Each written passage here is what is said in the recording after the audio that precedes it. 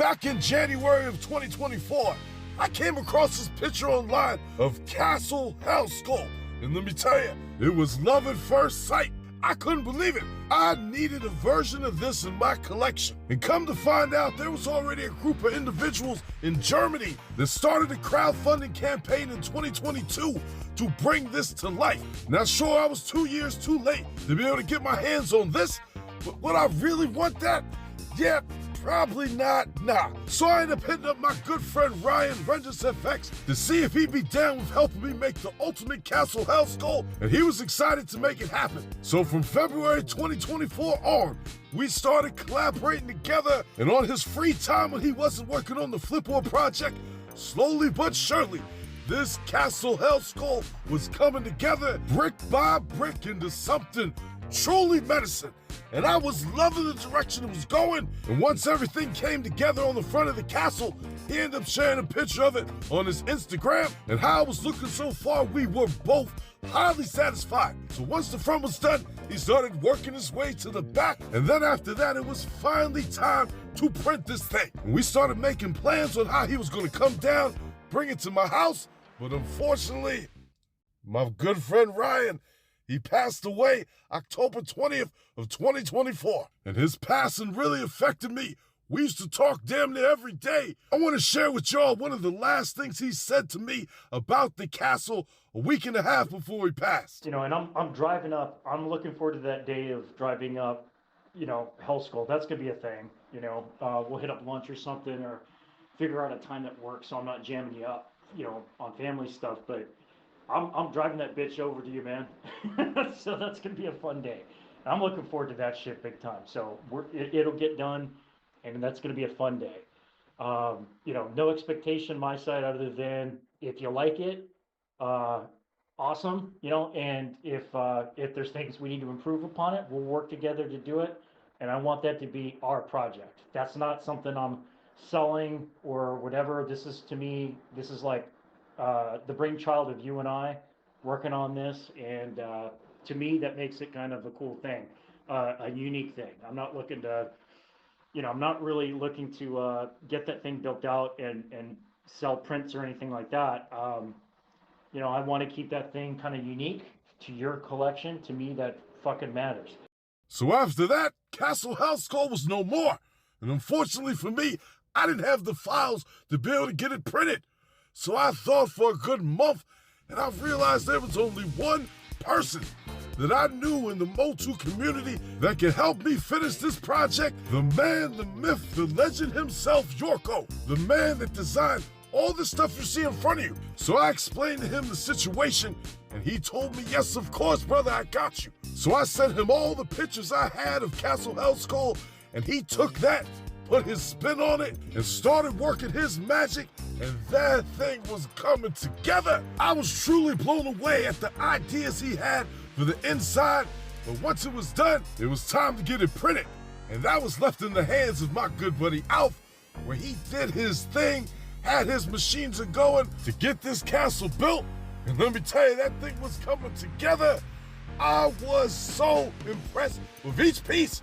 And once he broke that thing down to me on a computer, just to show me how it all puzzle pieces his ass together, I was so impressed, because this stuff ain't easy at all. If there's something that messes up, you gotta go back, do it again. So after a couple months of his hard work, it was coming together, looking like a castle. All he had to do was paint it up.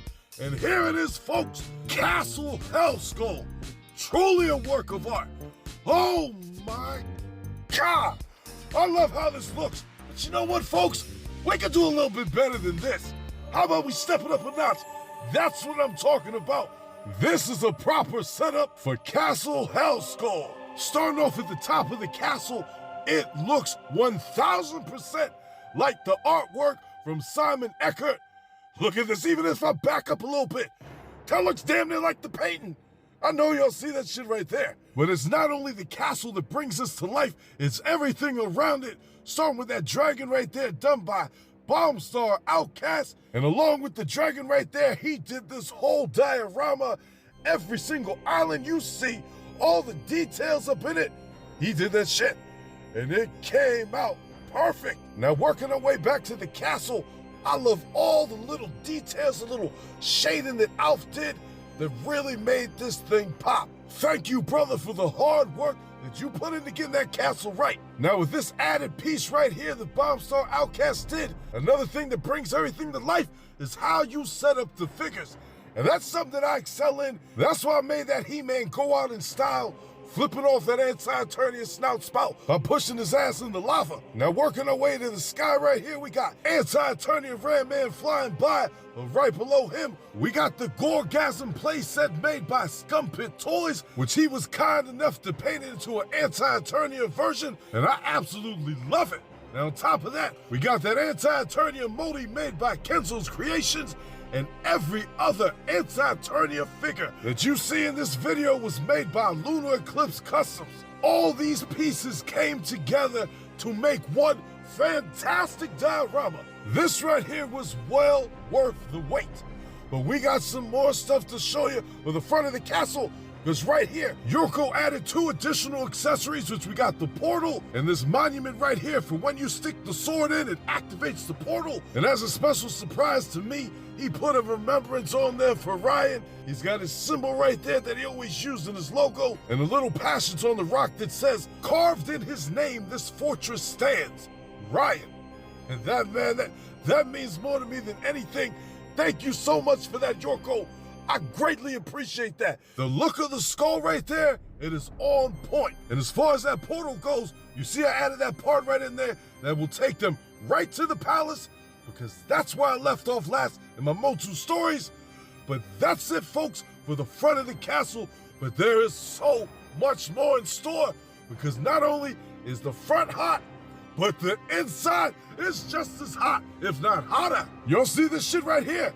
Yerco was not playing no games when it came to hooking this shit up. But starting off at the top, I got this evil Wind Raider done by Rizzo, and he hooked that thing up. Love all the details in it. But start off with the throne. Oh my God!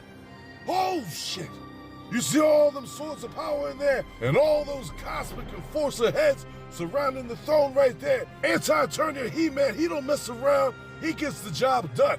But right there, oh my God, the Gradomir head right there in the front of the castle, he killed one of them too. Why not stick the head there? But then we got all the torches. We have 4 different torches in the castle. I put a little light in there, they work perfect. And then we got the torture chambers, one on the left, one on the right. That right there is a messed up way to be chained up. Here I'll have your head in somebody's junk and vice versa. Yeah, not me. Now right here, we got Shadow Weaver's cauldron that he stole from some universe. You know what I mean? He likes taking shit. It is what it is. Just a nice little accessory that he added to go with the castle, and I'm glad that he did. That black and red on it looks pretty badass. Now right here, the entryway, oh, it looks so good. Looks just like the artwork. And right next to that, we got the Sword of Power stuck in the stone, which is a reference to the first mini-comics, but I'll let all that get explained a little bit later in the video. But right here, moving past them 2 blood red banners that look so good, we got the other tortured chamber with the Demon Skull Gate. Let me open it up real quick. You see that shit right there? Right there at the bottom, we got some type of, I don't know, portal, ooze, whatever his ass is hanging over. He's about to die, so his ass better be careful. With that, folks, that's it for the inside of the castle. Yerco, this is more than I could have ever imagined and dreamed of. I absolutely love it. So for this next part of the video, Yerco sent me a breakdown on why he put what and where and what it's inspired by. Hellskull Castle is the dark counterpart to Grayskull Castle, a place of chaos, suffering, and utter evil under the rule of Anti-He-Man, the Lord of Anti-Eternia. This playset is packed with sinister references and key elements from the masters of the universe, both in its design and in the artifacts it houses. Anti-He-Man is the corrupted and evil version of the hero of Eternia. Emerging from a dark universe, this black-skinned, red-haired warrior rules with an iron fist, having overthrown his own world. His power comes from Hell Grayskull, a perverted version of Castle Grayskull, and his sword channels dark energies. Torture Chamber and Sorceress Prison. This chamber is where anti-He-Man breaks rebels and subjugates the sorceress, stripping her of her role as guardian of Grayskull. By torturing her, anti-He-Man mocks the sacred bond between He-Man and the sorceress, turning her wisdom into a weapon of despair. In Filmation, the sorceress is Grayskull's moral compass. Here, her imprisonment represents the death of hope. Demon Skullgate, a fusion of early Snake Mountain concepts, demonic jaws, and the 2000 X-Wolf aesthetic.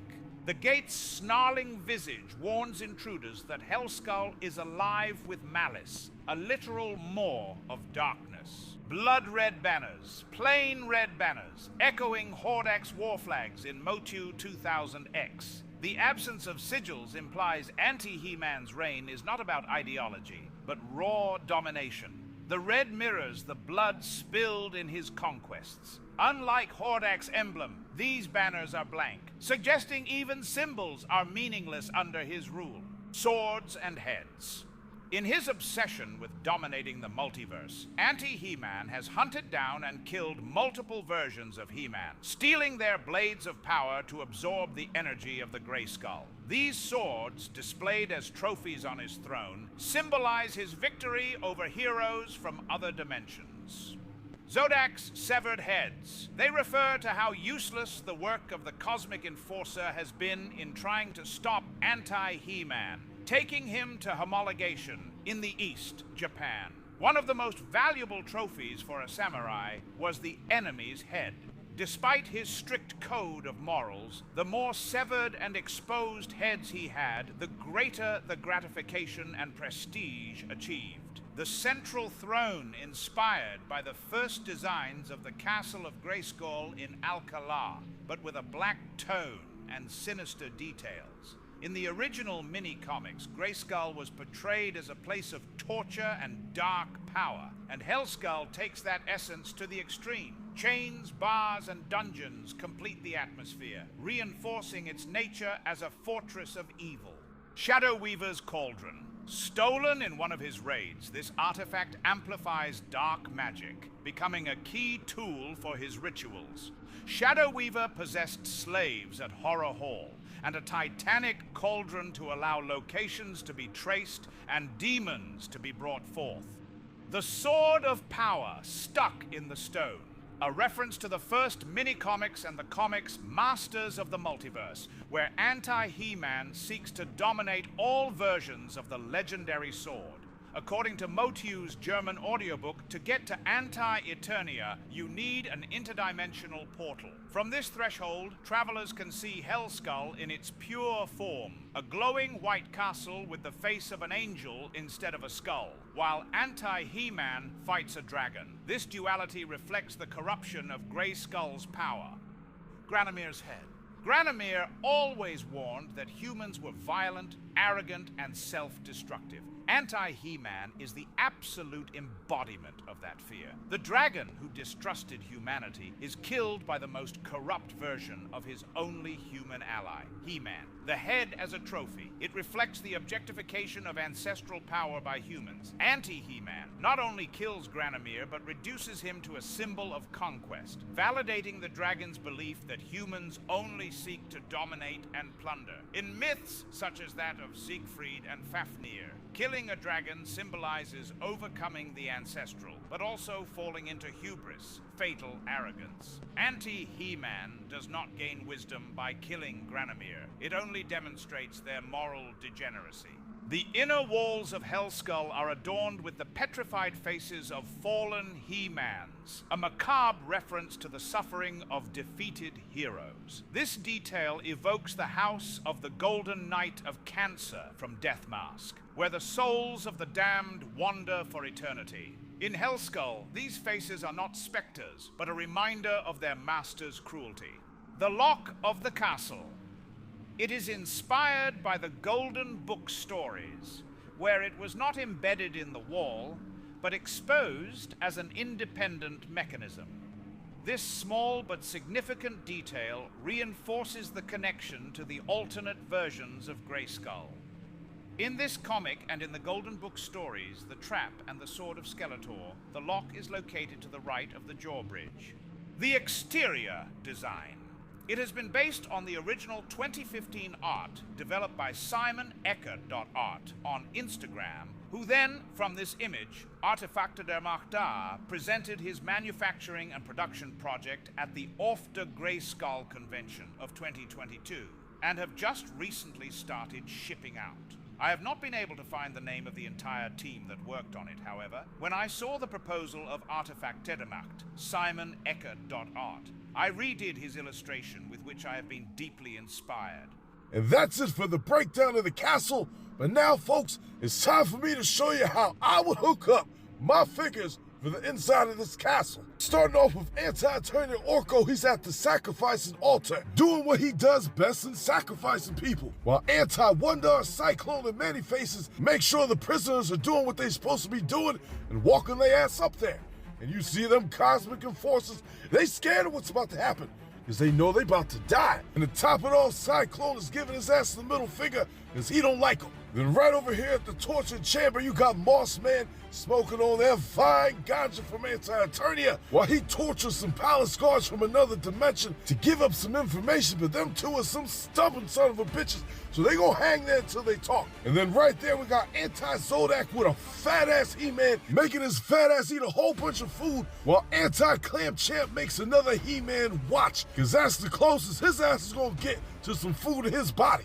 That's truly a messed up way to go out. But then right below them, we got the new movie He-Man about to get taken out by the lava creature, while Anti-Fisto holds the Glock on him to make sure he ain't escaping. As you can see, all these folks in anti-eternia stay strapped. Just like this anti-Stratos right there, wait for that He-Man to make a move. Then right next to them, you got this owl bear howling at the moon, because that's what they do. And then right below him, we got anti-Buzzo just watching the festivities play out. He wants to see some cosmic enforcers die. And then moving over here, we got Koldar ready to chop this guy up because his name is He-Man, but he's trying to explain that's because his buddies gave him that nickname, and that's not really his name, but Koldar ain't trying to hear that shit. And then we got the sorceress with a smile on her face watching. And then over here in the other torture chamber, Snake He-Man is getting beat to death by Mechanic to start talking, while one of the rulers of the Sun watched from above with a gun. And then right below them, we got Roboto with his arm cannon out, pointing at a prisoner He-Man has been chained there for a long time, with another rulers of the Moon and Frogmonger watching his ass too. But my favorite part of this is right there on the top of the rock. Anti-Snout Spout pushed that He-Man to his death, and while he's falling, my man gave him the double middle finger. Flipped his ass off twice because he doesn't give a shit. He'd rather die than be a snitch. So that's how he's going out. That right there, that looks so decent. That's one of my favorite parts, but we ain't done yet. Last but not least, you got two other He-Man getting tortured right there. And that's it. This is how the folks in anti-eternia spend their time. They find different He-Men from different universes, they take them back to anti-eternia, and they torture their ass to death. They take their power swords, use them to power up the castle, and the cycle just continues. Look at that shit right there. You got anti-Man-at-Arms looking at anti-Ram-Man fly away from that pterodactyl. And then moving over closer right here, we got anti-He-Man sitting at the throne, surrounded by all those Zodak heads, all the many swords of power that he collected in his time, killing different He-Men and taking their shit.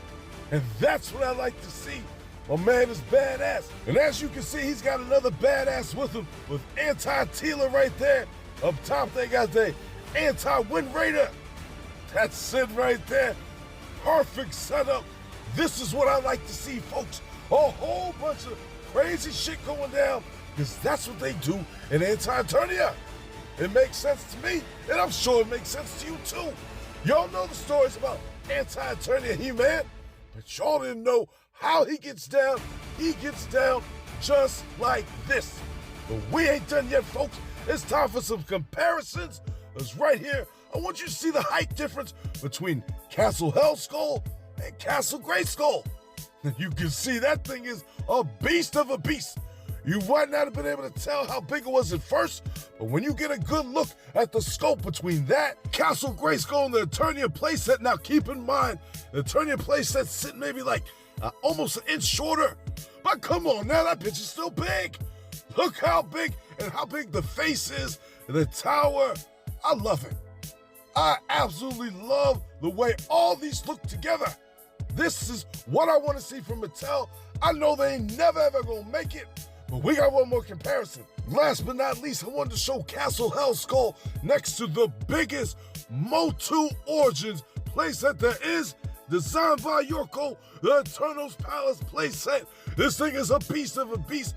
I got it on 2 8-foot-long tables, and I had to tape them both together just to be able to hold that beast. Now, one thing to keep in mind, no matter what you put next to this Eternal's Palace, it's gonna make it look small. It did the same thing when I put the Horde Command Crawler next to it, and it's doing the same thing to this, but I don't care. I love the size of this castle. I wouldn't want it any other way. And folks, for y'all out there who have been thinking, can I get this castle? Yes, your ass can. You can get this version right here. Yerco had just finished designing it, and it's got a couple little tweaks that make it different, because to honor Ryan's wishes, Yerco wanted to keep mine unique and different, but still on the same token, offer something to the masses. So right here, folks, this Castle Hellskull, you can see the face is a little bit more feminine in the front right there. The portal on this one has torches on it, just like when we get to the inside, the torches are a different design. This one got 2 gates on each side. The banners are different. Instead of Gradamir's face, you got Horde Prime. The swords right there in the throne room. It's a little bit different setup. And that's what you get, folks. This equally beautiful castle. All you'll need to do is just 3D print it out, hook it up, and there you go. Now, for folks that don't got a 3D printer, you better find somebody that does, because this is being released today. This Monday, July 21st, on Colt3D.com on his page. There you go. All in all, folks, I absolutely love how this came out. This has been a dream come true for me. Unfortunately, I never got to get this from Ryan's hands, but I know he's watching from above and he sees what was created in his name, and I love you, brother. We did it. Here it is, Castle Hellskull, and once again, a huge shout out to everybody that made this possible. So I'm from Yerco, Alf, LunarEclipseCustoms, Bombstaroutkast, Scumpittoys, and Joe Rizzo. Thank you for y'all's contributions to making this place set truly a dream come true. And by the looks of it, if you see my last video, it looks like anti-Heman took King Randor to anti-eternia, just like he promised his ass, as he's got to stay out the way while all the anti-eternia crew take over Eternia. Oh, I cannot wait to start that commercial. But I had to get this video done. I wanted to show it off to y'all, because today y'all can get this playset. I'll see y'all later. Thanks for watching, folks. And if you like what you saw, do my ass a favor and drop me a like. Subscribe to the channel while you're at it. It ain't gonna hurt you, is it? Come on now. Go ahead and hit the button. I know you have to hit the button. Hit that goddamn button, drop a like. All right, I'm out of here.